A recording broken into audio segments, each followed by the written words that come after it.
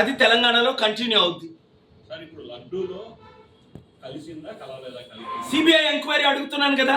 అంటే మీ అభిప్రాయం సార్, మీరు దేశాలు మొత్తం తిరుగుతూ ఉంటారు కాబట్టి మీకు వచ్చిన ఫీడ్బ్యాక్ కానీ లేకపోతే మీకు వచ్చిన సమాచారం. చూడు బాబు, లడ్డూలో కల్తీ కలిసింది అంటే ఎవరినైనా ప్రాసిక్యూట్ చేయాలి.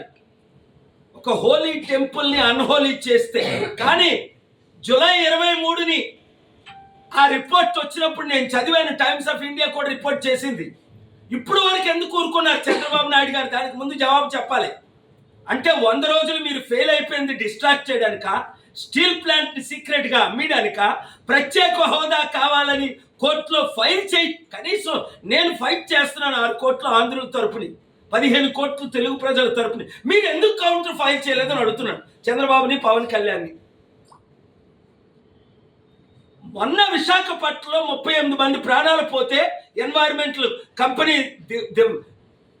నెగ్లిజెన్సీ వల్ల పవన్ కళ్యాణ్ ఎక్కడున్నాడు? వరదలు వచ్చి 10 లక్షల మంది విజయవాడ ప్రజలు మునిగిపోతుంటే పవన్ కళ్యాణ్ బయటకు వస్తే సెల్ఫీలు తీసుకోవాలంట. ఎవడు అడుగుతున్నాడు నీతో సెల్ఫీలు? నాతో కోర్టుకి రా. ఇవాళ కొన్ని 100 మంది సెల్ఫీలు తీసుకున్నారు.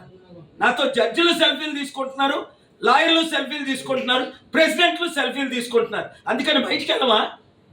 ప్రజల కొరకు నేను ఉంటాను, అండగా ఉంటానన్న పవన్ కళ్యాణ్ ఎక్కడున్నాడు? సనాతన గొడవలు ఎందుకు మనకి?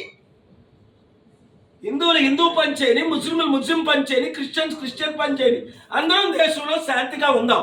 కారణం ఏంటంటే ఎలాగా ఫెయిల్ అయిపోయారు. 100 రోజుల్లో ఇచ్చిన 6 వాగ్దానాలను నెరవేర్చలేదు, స్టీల్ ప్లాంట్ ని కాపాడలేదు, ప్రత్యేక హోదా తేలేకపోయారు. మోదీ గవర్నమెంట్ ఫెయిల్ అయిపోయింది. ఇక్కడ ఉన్నది మోదీ ఎన్డీఏ గవర్నమెంట్.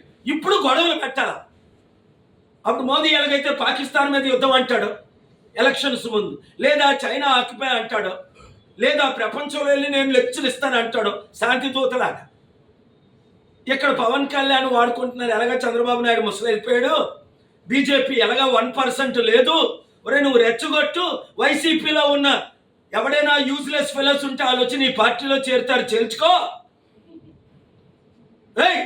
ఆల్రెడీ ఒకడు అంటాడు పవన్ కళ్యాణ్ 2029లో ముఖ్యమంత్రి చేస్తాడట. ఎదవ పాటించు.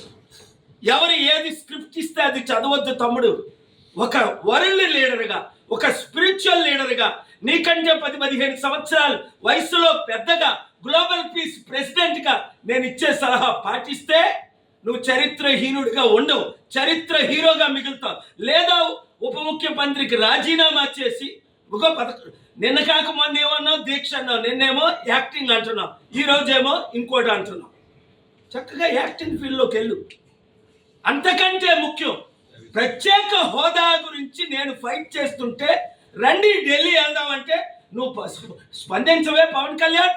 6 కోట్లకు ఉపయోగపడిన ప్రత్యేక హోదా మీకు వద్దా? మీరు పవర్లో ఉన్నారు, తేలేకపోతున్నారు. నేను తీసుకొస్తానని మోదీ గవర్నమెంట్తో మాట్లాడుతున్నా. తిరుపతి యూనియన్ టెరిటరీగా చేయమని ఇప్పుడే పెద్ద ఆయనతో మాట్లాడాను. మోదీ గారిని కలవడానికి రమ్మన్నారు. వీలైతే వెళ్తున్నాను. అర్థం చేసుకో. శాంతిని ప్రమోట్ చేద్దాం, యుద్ధాల్ని ఆపుదాం.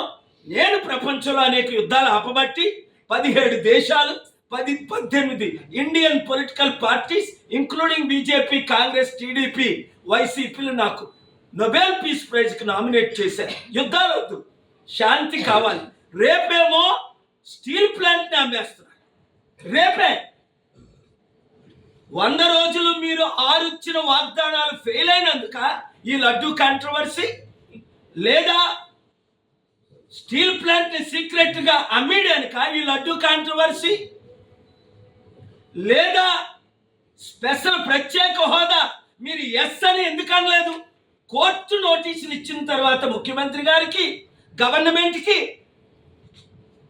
10 సంవత్సరాల నుంచి ప్రత్యేక హోదా వస్తే మన అప్పులన్నీ 6 కోట్ల ఆంధ్రులు బాగుపడతారు, 15 కోట్లు తెలుగు ప్రజలు హ్యాపీ ఫీల్ అవుతారు. దాని గురించి మీరు నోరెప్పుకుంటా, ఫైట్ చేయకుండా, ఢిల్లీ రాకుండా, ధర్నాకి రాకుండా, నాతో కూర్చోకుండా ఏం చేస్తున్నారు? ఒళ్ళు దగ్గర పెట్టుకోండి. దేవుడు క్షమించడు, నేను క్షమించను. అందుకనే తిరుపతిని యూనియన్ టెరిటరీగా డిక్లేర్ చేయమని నేను బిల్లు ప్రిపేర్ చేశాను. రేపు మీరు న్యూస్ వింటారు.